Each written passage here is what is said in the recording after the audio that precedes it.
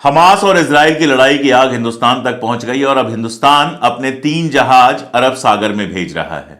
उधर क्रिसमस के दिन जब सारी दुनिया हंस रही थी, नाच रही थी, गा रही थी, एंजॉय कर रही थी, तो भी इजराइल फलस्तीन के लोगों को लगातार मारने पर लगा हुआ था। 200 से ज्यादा लोग सिर्फ उस दिन मारे गए। ईरान के आर्मी के एक बड़े अधिकारी को सीरिया में मार दिया गया है और ईरान ने आरोप लगाया है कि यह हत्या इजराइल ने करवाई है और इसका बदला लिया जाएगा। उधर बिडेन कतर के अमीर से और नेतन्याहू रशिया से यह हाथ पांव जोड़ रहे हैं कि होस्टेजेस को रिहा कर दिया जाए, लेकिन इजराइल का डिफेंस मिनिस्टर यह कह रहा है कि यह जंग आसानी से जीती नहीं जा सकती। इस जंग को जीतने में अभी महीनों और बरसों लगेंगे और इन सब के बीच 7 मोर्चों पर लड़ रहा इजराइल ऐसा लगता है कि अपने ही जाल में बुरी तरह से फंस गया है। इसके अलावा भी बहुत सारी डिटेल्स हैं, बहुत सारे अपडेट्स हैं इन 2-3 दिनों के। वो सारे अपडेट लेके मैं आपके बीच में आ रहा हूं। बने रहिए साथ में मेरे और देखते रहिए पूरा वीडियो।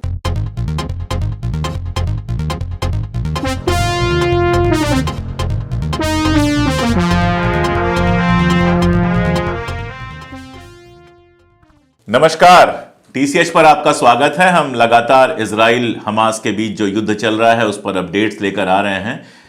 एक साहब ने पिछली बार कमेंट किया था कि आपके टाइटल्स देखकर ऐसा लगता है जैसे कि इजराइल हार रहा है, हमास जीत रहा है, लेकिन सच्चाई कुछ और है। दरअसल मैं उन लोगों में से नहीं हूं जो टाइटल्स पे सब्जेक्ट ऐसे रखते हैं या थंबनेल ऐसे बनाते हैं जिसका जो आगे कहा जा रहा है उससे कोई लेना देना नहीं है। यह हकीकत है कि इजराइल युद्ध में हार रहा है और यह मैं नहीं कह रहा हूं। ऐसा कहने वाले तमाम लोग हैं। आज मैं आपको सिर्फ एक एग्जांपल दूंगा। पहले भी अपने वीडियोस में बहुत सारे लोगों के स्टेटमेंट मैं दे चुका हूं और जो कुछ मैं कहता हूं, जितनी सारी बातें कहता हूं, जब मेरी बात चल रही होती है उसी समय स्क्रीन पर दुनिया भर के अखबारों की खबरें चल रही होती हैं। मैं सिर्फ गोदी मीडिया या हिंदुस्तान के 4 अखबारों को पढ़ के इजराइल फलस्तीन के ऊपर कोई रिपोर्टिंग नहीं करता हूं। अगर आप मेरा चैनल रेगुलर देखते हैं तो आपको पता चलेगा कि इजराइल से लेकर अमेरिका, इंग्लैंड, दुनिया भर में जो अखबार हैं उन अखबारों और वेबसाइट्स के पूरे सबूतों के बाद मैं कोई अपनी बात कहता हूं। तो अभी जो आप स्क्रीन पे देख रहे हैं उसमें तस्वीर है डैन हेलुट्ज की। डैन हेलुट्ज साहब जो हैं वो इजराइल की सेना के चीफ रहे हैं। इसके पहले उन्होंने अक्टूबर में एक बयान दिया था कि ये जो युद्ध चल रहा है ये युद्ध इजराइल के अपने वजूद के लिए खतरा है। और अब अक्टूबर के 2 महीने बाद युद्ध शुरू हुए लगभग 3 महीने होने वाले हैं। उन्होंने बयान दिया है कि इजराइल ये युद्ध हार चुका है और इजराइल सिर्फ तभी जीत सकता है, इजराइल के लोगों की सिर्फ एक जीत हो सकती है कि इस युद्ध की तबाही में ढकेलने वाले बेंजामिन नेतन्याहू का इस्तीफा हो जाए। तो इजरायली आर्मी के एक्स चीफ कह रहे हैं कि हमास के साथ चल रही इस लड़ाई में इजराइल हार चुका है। और इजराइल के डिफेंस मिनिस्टर क्या कह रहे हैं यह भी मैं आपको बताता हूं। जो डिफेंस मिनिस्टर हैं योआव गैलंट, उनके कई सारे बयान आए हैं। एक बयान उनका यह कहता है कि यह युद्ध अभी बरसों चलेगा, महीनों चलेगा। यानी एक बात बहुत साफ है कि कोई 2-4 दिन में वो युद्ध जीतने नहीं जा रहे हैं। और उन्होंने ये भी कहा है कि जो वहां स्थितियां हैं वो कॉम्प्लेक्स हैं। और सिर्फ इतना ही क्यों, उन्होंने अपाचे एयरक्राफ्ट मांगे थे अमेरिका से। अपाचे जो हेलीकॉप्टर्स हैं, एयरक्राफ्ट्स हैं, वो अटैक के लिए यूज किए जाते हैं, युद्ध में अटैक करने के लिए यूज किए जाते हैं। यानी इतनी तबाही, 20,000 से ज्यादा लोगों को मारना, इतने सारी चीजों को तोड़ फोड़ देना, लोगों के घरों को जमींदोज कर देना, अस्पतालों को तबाह कर देना, इतना सब करने के बाद भी इजराइल जीत नहीं रहा है। अपाचे अटैक हेलीकॉप्टर्स मांगे थे अमेरिका से और अमेरिका ने अभी जो दबाव उसके ऊपर पड़ रहा है उसके चलते अपाचे अटैक हेलीकॉप्टर देने से फिलहाल मना कर दिया। इसका मतलब क्या है कि अभी जो जहाजें उनके पास हैं, अभी जितनी ताकत उनके पास है वो सब लगा चुके हैं। और ये सब लगाने के बाद मैंने बार बार कहा है कि हां, आसमान में इजराइल ज्यादा मजबूत है, इसलिए आसमान से वो बम गिराता है, घरों को तबाह कर देता है। लेकिन जमीन की लड़ाई में रोज उसके लड़ाके मारे जा रहे हैं, रोज उसके सैनिक मारे जा रहे हैं। वो दावे तो बड़े बड़े कर रहा है लेकिन जमीन पर कोई बड़ी लड़ाई उसने अभी तक नहीं जीती है। आज भी 3 सैनिकों के मारे जाने की खबर आई है और मैं पहले ही आपको बता चुका हूं कि एक ब्रिटिश अखबार ने इस बात का खुलासा बहुत साफ साफ किया था और टाइम्स ऑफ इजराइल ने बाकायदा, टाइम्स ऑफ इजराइल यानी इजराइल के अपने अखबार ने बाकायदा बताया था कि सैनिकों की संख्या, जो मृत सैनिक हैं, जो मारे गए सैनिक हैं, जो हलाक हुए सैनिक हैं, उनकी संख्या जानबूझकर कम बताई जा रही है। असल में उससे कहीं ज्यादा सैनिक हलाक हुए हैं। ये जो गैलट साहब हैं डिफेंस मिनिस्टर, इन्होंने एक और बात कही। इन्होंने कहा कि 7 तरफ ये लड़ाई चल रही है, 7 जगह से ये युद्ध चल रहा है, 7 मोर्चों पर ये जंग चल रही है। और उन मोर्चों का नाम उन्होंने लिया, उन्होंने कहा Gaza, Lebanon, Syria, Iraq, Yemen, Iran, और साथ में इजराइल को जोड़ा, यानी वेस्ट बैंक को भी वो शामिल कर रहे हैं कि वहां से भी लड़ाई चल रही है। लेकिन वेस्ट बैंक को फिलहाल छोड़ दें तो Gaza, Lebanon, Syria, Iraq, Yemen, Iran, ये 6 मुल्क हैं या 6 ऐसी ताकतें हैं जिनसे इजराइल एक साथ लड़ रहा है। अभी खबर आई है कि लेबनान से हिजबुल्लाह ने काफी सारी बमबारी की है और उसके चलते लेबनान की सीमा पर जो इजरायली रहते हैं, उनको काफी नुकसान पहुंचा है। कई सैनिक घायल हुए हैं, कई सिविलियंस घायल हुए हैं। और बड़ी खबर है इराक से। इराक की हालत यह है, इराक में जो संगठन है एक कातिब हिजबुल्लाह, उस कातिब हिजबुल्लाह ने बाकायदा वहां जो अमेरिकी चौकियां हैं उनके ऊपर हमले किए हैं और उन हमलों में कई सारे अमेरिकी सैनिक घायल हुए हैं। अमेरिका रिटेलिएट करने की बात कर रहा है, लेकिन बहुत साफ है कि इराक से भी उसको रेजिस्टेंस मिल रहा है। यमन का आप जानते ही हैं, हूती का मैं लगातार बता रहा हूं। हूती ने फिर से दावा किया है कि उसने एक इजरायली शिप को मारा है। अमेरिका हूती के खिलाफ एक बड़ा संगठन बनाना चाह रहा था, एक बड़ा ग्रुप बनाना चाह रहा था, जिसमें वो चाहता था कि कम से कम सऊदी अरबिया शामिल हो जाए गल्फ से। लेकिन गल्फ से बहरीन के अलावा किसी मुल्क ने उसमें शामिल होने में सहमति नहीं दी है। और मैंने आपको बताया था कि यूरोप से भी फ्रांस, स्पेन और इटली जैसे देशों ने मना कर दिया है, कहा है हम अमेरिका के कमांड में काम नहीं करेंगे। और इस मोड़ पे हिंदुस्तान का जिक्र करना जरूरी है। मैंने आपको बताया था कि इंडियन कोस्ट पर एक जहाज पे हमला हुआ है, तो बहुत नेचुरल था कि हिंदुस्तान को चिंता होती कि हमारे जहाजों पर भी दिक्कत हो सकती है। तो भारत ने 3 नेवल वॉरशिप्स को अरब सागर में तैनात करने का फैसला किया है। यानी ये जो आग चली थी वहां से, ये आग हिंदुस्तान तक पहुंच चुकी है। लेकिन हिंदुस्तान की अपनी नेवी के वो वारशिप होंगे। अभी तक हिंदुस्तान ने अमेरिका का जो वो अलायंस बना है, उस अलायंस में खुद को शामिल नहीं किया है। अब इसके अलावा हिंदुस्तान में एक और बड़ी घटना हुई है, वो भी आप जानते हैं कि इजराइल के दूतावास में यह दावा किया गया है कि बम विस्फोट हुआ है। जांच चल रही है। कहा जा रहा है कि वहां जो कैमरास थे उसमें 2 लोगों की शक्लें आई हैं, आगे देखते हैं कहां पहुंचती है। लेकिन एक बात तो सच है कि इजराइल की ये जो आग है, ये धीरे धीरे सारी दुनिया में फैलने लगी है। एक बहुत बड़ी खबर जो बताना बहुत जरूरी है वो ईरान के मुतल्लिक है।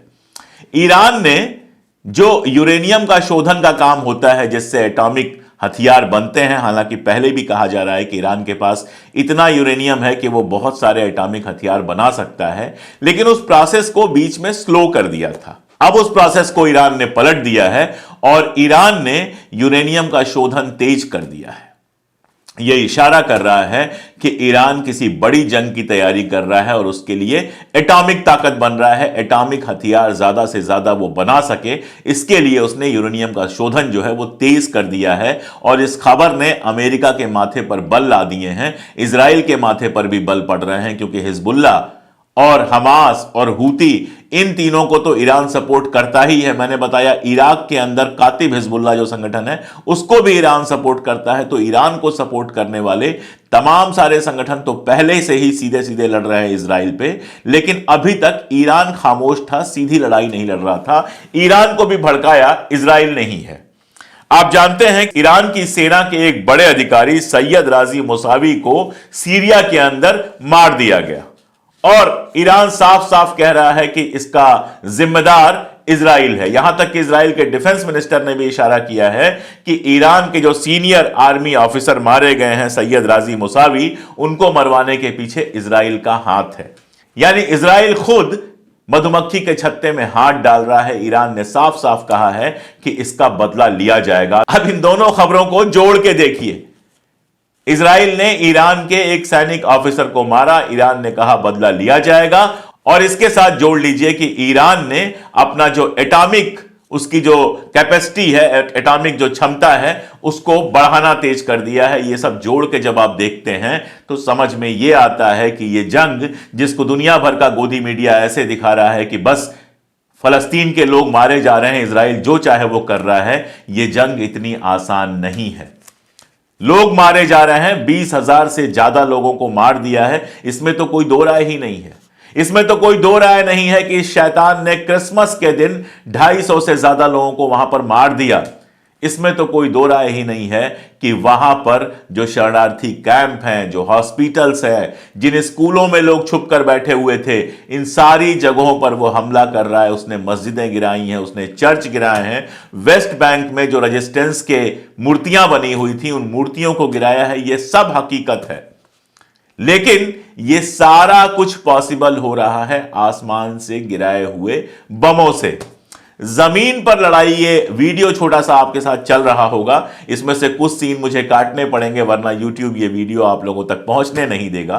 तो आप ये देखिए कि हमास किस तरह की लड़ाई लड़ रहा है। एक बंदा हाथ में लेके जाता है, वो रॉकेट लॉन्चर से नहीं भेजा जाता है, हाथ में लेके जाता है, टैंक पर रखता है, फिर वहां से भाग आता है और उसके बाद विस्फोट होता है और आईडीएफ का टैंक उड़ जाता है। ऐसे जाने कितने टैंक उड़ाए गए हैं, ऐसे जानी कितनी हत्याएं वहां पर हुई हैं। और जमीनी लड़ाई में अपने तमाम दावों के बावजूद इजराइल उस तेजी से आगे नहीं बढ़ पा रहा है, वरना 4 महीने 3 महीने बहुत होते हैं उस जरा से इलाके को जीतने के लिए। 3 महीने लगभग मान लीजिए 90 दिन होने को हैं। 90 दिन लगातार वहां लड़ाई करने के बाद, अमेरिका से उधार लिए, अमेरिका से भीख में मिले हथियारों से लगातार रॉकेट और बम गिराने के बाद भी वहां का डिफेंस मिनिस्टर अगर कह रहा है कि अभी महीनों और बरसों ये जंग चलेगी, और एक तरफ ये कह रहा है, दूसरी तरफ रशिया से नेतन्याहू हाथ पांव जोड़ रहा है कि भाई हमारे होस्टेज रिहा करा दो। आपको मैंने बताया था कि एक कोशिश चल रही थी सीज फायर हो जाए, लेकिन इजराइल का यह कहना था कि यह सीज फायर 3 फेजेज में होगा। पहले होस्टेज हमारे रिहा हो जाएंगे, फिर हमास की जगह वहां किसी और को गद्दी पे बिठाया जाएगा, और उसके बाद परमानेंट सीज फायर होगा।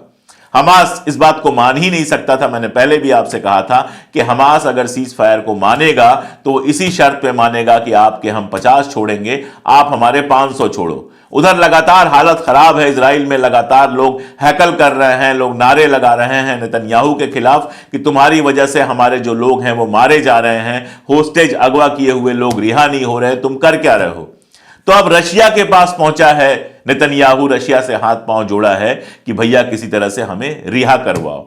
उधर कैरो में, मिस्र की राजधानी कैरो में जो पैलेस्टीनियन अथॉरिटी के अब्बास साहब हैं उनको बुलाया गया है। दरअसल अमेरिका बहुत दिनों से यह प्लान कर रहा है कि जंग को रोक के हमास को पूरी तरह से बाहर किया जाए और उसकी जगह पे जो पैलेस्टीनियन अथॉरिटी जो वेस्ट बैंक में रूल कर रही है उसी को गजा में भी रूल करने के लिए दिया जाए और उसको एक कठपुतली सरकार की तरह चलाया जाए। इसको लेके वहां के लोग क्या सोचते हैं इसके बारे में दावे बहुत किए जा रहे हैं, लेकिन जहां दिन रात बम चलते हो वहां लोग क्या सोचेंगे, वो वोट क्या करेंगे और वो बात क्या करेंगे, अभी तो सब लोग अपने 2 टाइम की रोटी और अपनी जान बचाने पे लगे हुए हैं। इजराइल ने आसमान से बम गिरा गिरा कर वो हालत कर दी है कि वहां जो लोग अच्छे खासे रईस थे, अच्छे खासे घरों में रहते थे, वो ये भी नहीं जानते हैं कि कल रोटी मिलेगी कि नहीं मिलेगी, कल हम जिंदा बचेंगे कि नहीं बचेंगे। दुनिया की हालत तो यह है कि खिलाड़ी किसी भी चीज पर काली पट्टी बांध लेते हैं, लेकिन ऑस्ट्रेलिया के क्रिकेटर उस्मान ख्वाजा ने जब फलस्तीन में जो कुछ चल रहा है, जिस तरह की चीजें चल रही हैं, उसकी मुखालिफत के लिए एक छोटा सा स्टिकर अपने जूते पे लगाना चाहा तो उसको बैन कर दिया गया। जब वो काली पट्टी पहन के गया तो उसकी मैच फीस काट ली गई। यानी दुनिया में किसी चीज पर आप बोल सकते हैं, लेकिन इजराइल जो हरकत कर रहा है फलस्तीनियों के साथ उस पर कोई बोलता है तो बड़ी दिक्कत हो जाती है। अच्छी बात यह है कम से कम ऑस्ट्रेलिया का जो क्रिकेट पूरा का पूरा है, वहां के कप्तान हैं, वो सारे के सारे उस्मान ख्वाजा के पक्ष में आए हैं। और ये बात मैंने सिर्फ आपको इसलिए बताई कि जो गोदी मीडिया का प्रसार है या अमेरिका और इजराइल का दबाव है वो कितना ज्यादा देखा जा रहा है कि कोई एक स्टिकर लगाकर 20,000 लोगों के मारे जाने पर अपना एहतिजाज भी प्रदर्शित नहीं कर सकता है, अपना विरोध भी प्रदर्शित नहीं कर सकता है। तो ये मोटे मोटे हालात हैं जिन पर मैंने बात की, और इन हालात को सुनकर समझकर आपको बहुत क्लियर लग रहा होगा कि गोदी मीडिया जिस तरह से दिखा रहा है कि इजराइल लगातार युद्ध जीतता जा रहा है, वो आधा भी सच नहीं है। हालत यह है कि अगर ईरान इस लड़ाई में शामिल हो जाता है, 5 जगहों से वैसे ही लगातार लड़ाई चल रही है, सीरिया से, लेबनान से, यमन से, इराक से और बाकी जगहों से, ईरान अगर शामिल होता है, और फिलहाल यह सच्चाई है कि अरब मुल्कों ने फलस्तीन का कभी साथ नहीं दिया है, लेकिन यह भी सच्चाई है जिसको मैं यहां पर पूरी ताकत के साथ रखना चाहता हूं कि इस बार अरब मुल्क खुलकर तो इजराइल के साथ भी नहीं आए हैं। वो लगातार कोशिश कर रहे हैं कि किसी तरह से सीज फायर हो। जो कतर के अमीर हैं उनकी मुलाकात जो बिडेन से हुई है, और जो बिडेन ने उनसे कहा है कि भाई होस्टेजेस को रिहा करवाओ। अब मेरे समझ में नहीं आता है कि आपके 50 होस्टेज 40 होस्टेज जो बचे हुए हैं हमास के पास, उसकी तो बड़ी चिंता है, अमेरिका को भी उसकी चिंता है, इजराइल को भी उसकी चिंता है, सारी दुनिया को उसकी चिंता है। लेकिन जो सैकड़ों सैकड़ों लोग इजराइल की कैद में सड़ रहे हैं, वेस्ट बैंक से रोज नए नए लोगों को वो गिरफ्तार कर रहा है, उनकी चिंता किसी को नहीं है। जो 20,000 से ज्यादा लोग हलाक हो गए हैं, मारे गए हैं, मैं कहूंगा शहीद हो गए हैं इजराइल की बमबारी से, उनकी चिंता किसी को नहीं है। जो 4,000 से ज्यादा बच्चे मारे गए हैं, उनकी चिंता भी किसी को नहीं है। चिंता है तो सिर्फ अपने 50 होस्टेजेस की। अरे आपको अगर 50 होस्टेजेस छुड़ाना है तो सबसे पहले तो इजराइल से कहिए कि वो बमबारी बंद करे। सबसे पहले इजराइल से कहिए कि वो शहरियों को मारना बंद करे। अगर उसकी हिम्मत है तो वो सीधे सीधे सिर्फ और सिर्फ हमास से लड़ाई लड़े, लेकिन वो तो शहरियों से लड़ाई लड़ रहा है। वो तो कह रहा है कि फलस्तीन में कोई इनोसेंट ही नहीं है, जो बच्चा मां की गर्भ में है वो भी अपराधी है, वो भी आतंकवादी है, जो बच्चा 4 साल 5 साल का है वो भी आतंकवादी है। और इजराइल को आप कुछ कहने को तैयार नहीं है, इजराइल को आप ये कहने को तैयार नहीं है कि जंग रोको। बिडेन बड़ी बेशर्मी से कहता है नेतन्याहू से फोन पे बात करने के बाद कि हमने युद्ध विराम पे कुछ नहीं कहा, तो तुम युद्ध करते रहो और वो तुम्हारे होस्टेज छोड़ दें। यह कहां से संभव है? तुम बम गिराते रहो, तुम हमास के जो चुने हुए इलेक्टेड लोग हैं उनको मार दो, और उसके बाद चाहो कि वो तुम्हारे होस्टेज छोड़ दें। यह कभी मुमकिन है? हकीकत तो यह है कि ना इनको उन गरीब बेचारे होस्टेजेस की चिंता है, अगवा किए लोगों की चिंता है, और ना इनको गजा में और वेस्ट बैंक में मरते हुए लोगों की चिंता है। इनको किसी की चिंता नहीं है। अमेरिका जैसे मुल्क जिनका दीनो ईमान सिर्फ और सिर्फ पैसा है, उनको किसी की जान जाने से कोई फर्क नहीं पड़ता। अगर 50 होस्टेज मारे जाएं तो भी बिडेन की एक रात की नींद भी खराब नहीं होगी। समस्या यह है कि इजराइल की जनता सड़क पर आकर नेतन्याहू की तरफ उंगली करके सवाल पूछ रही है कि इस युद्ध से, इस जंग से हमें हासिल क्या हुआ? हमारे अगवा लोगों तक को आप रिहा नहीं करा पाए, हमें हासिल क्या हुआ? वहां के पूर्व सेनाध्यक्ष, वहां के आर्मी के एक्स चीफ कह रहे हैं कि यह जंग हम हार चुके हैं। अगर इजराइल की जनता इस जंग में कुछ हासिल करना चाहती है तो सबसे पहले उसको नेतन्याहू को गद्दी से हटाना पड़ेगा। तो यह सब जो प्रेशर पड़ रहा है, इसलिए होस्टेज रिलीज की बात की जा रही है। बहुत आसान थी होस्टेज रिलीज। पहले क्या हुआ था? 6 दिन का युद्ध विराम हुआ था, उन्होंने होस्टेज रिलीज किए थे, इन्होंने भी जो फलस्तीनियों को गिरफ्तार करके रखा था उनको रिहा किया था, फिर से करवा दीजिए। जितना बर्बादी हो चुकी है उसी पर जंग को रुकवा दीजिए, और कहिए कि जितने फलस्तीनियों को तुमने गिरफ्तार करके रखा है नेतन्याहू छोड़े, और जितने लोगों को हमास ने अगवा करके रखा है हमास छोड़े। और उसके बाद सारी दुनिया, यूनाइटेड नेशंस जो हैं वो रीबिल्ड करें गाजा को, जिनका मकान गिर गया है उनके मकान बनवाएं, जो हॉस्पिटल्स तोड़ दिए गए हैं वो हॉस्पिटल बनाएं, जो यूनिवर्सिटी तोड़ दी गई है वो यूनिवर्सिटी बनाएं, जो चर्च तोड़ दिए गए हैं वो चर्च बनवाए जाएं, जो मस्जिदें तोड़ दी गई हैं उन मस्जिदों को बनवाया जाए, गजा को फिर से रीबिल्ड किया जाए। इजराइल से कहा जाए कि अपनी सेना को अपने इलाके में रखो, गजा को फ्री करो। और ये सब जब कुछ हो जाए, गजा में शांति हो जाए, साल भर में गजा रीबिल्ड हो जाए, वहां पे चुनाव करा लीजिए। चुनाव में अगर हमास जीतता है तो हमास की सरकार बनेगी, अगर पीए जीतता है तो पीए की सरकार बनेगी। ये क्या है कि आप अपनी एक कठपुतली सरकार वहां पे लगा दोगे, जितना कुछ बर्बाद हुआ है उसकी बात नहीं करोगे। जो लोग इजराइल की जेल में गिरफ्तार पड़े हुए हैं उनको आप कहीं से रिहा करने की बात नहीं करोगे। इजराइल से नहीं कहोगे कि फलस्तीनियों को रिहा करें, और हमास से कहोगे कि तुम होस्टेज को रिहा कर दो, हम तुम्हारे लोगों को भी मारेंगे, हम तुम्हारे इलाकों पे बम भी गिराते रहेंगे, और तुम हमारे लोगों को रिहा कर दो। यह तो नामुमकिन सी बात है। जिस तरह की लड़ाई हमास लड़ रहा है वो वीडियो आपने देखा होगा। आप बहुत साफ समझ रहे होंगे कि वो जान की परवाह तो कम से कम नहीं कर रहा है। और जब वो जान की परवाह नहीं कर रहा है तो अगर इजराइल कह रहा है बरसों युद्ध चलेगा, तो इजराइल को पता है कि उसके पास भी, हमास के पास भी इतनी ताकत है कि ये युद्ध चाह कर भी इजराइल अगले हफ्ते 10 दिन में खत्म नहीं कर सकता। महीनों उसको लड़ना पड़ेगा, और जब महीनों लड़ाई चलेगी तो उधर के लोग भी मरेंगे और आईडीएफ के लोग भी मरेंगे। बम गिरते रहेंगे, कभी लेबनान की सीमा से, कभी यमन के हूथी के अटैक से, कभी ईरान से, कभी इराक से। और जैसा कि इजराइल के एक्स आर्मी चीफ ने कहा है कि इस जंग में सिर्फ हमास की बर्बादी नहीं होगी, इजराइल का अपना वजूद भी खतरे में पड़ जाएगा। आज अमेरिका ने अपाचे हेलीकॉप्टर देने से मना किया है, कल ऐसे ही दबाव पड़ता रहेगा तो अमेरिका हथियार देने से मना कर देगा। और इजराइल के जितने पैसे खर्च हो रहे हैं इस जंग में, अगर यह जंग इतने समय वाकई चलती है और अमेरिका उस तरह से मदद नहीं करता है, तो इजराइल भी कंगाल होने की हालत में पहुंच जाएगा। चीजें उतनी ही नहीं होती हैं जितनी सामने से दिखाई देती हैं, गोदी मीडिया से दिखाई देती हैं। चीजों का एक और चेहरा होता है, और वही चेहरा दिखाने की कोशिश मैं करता हूं अपने चैनल पर जब मैं इजराइल और हमास के वार का अपडेट देता हूं, या दुनिया के देश के किसी भी मसाइल पर बात रखने की कोशिश करता हूं। रिसर्च करने पर, ढूंढने पर वो सारी चीजें जो मिलती हैं वो आपके सामने पेश करने की कोशिश करता हूं। और आपका फर्ज है कि अगर आप चाहते हैं कि मैं ऐसे ही लगातार तस्वीर का दूसरा रुख आपको दिखाता रहूं, तो हमारे साथ खड़े हों। हमारे चैनल की मेंबरशिप सिर्फ 89 रुपीज में, 89 रुपीज पर मंथ में आप हमारे चैनल की मेंबरशिप ले सकते हैं। अगर आप सीधे हमारी मदद करना चाहते हैं तो उसका भी लिंक मैंने पिन कमेंट में दिया हुआ है, डिस्क्रिप्शन में दिया हुआ है। और लाइक करना, सब्सक्राइब करना तो आपका काम है ही, आपका फर्ज है ही, वो तो आपको करना ही चाहिए। आपकी ताकत मिलेगी तो मैं कैमरे और सत्ता की आंख में आंख डालकर सच कहने की हिम्मत कर सकूंगा। आज के लिए इतना ही, बहुत शुक्रिया।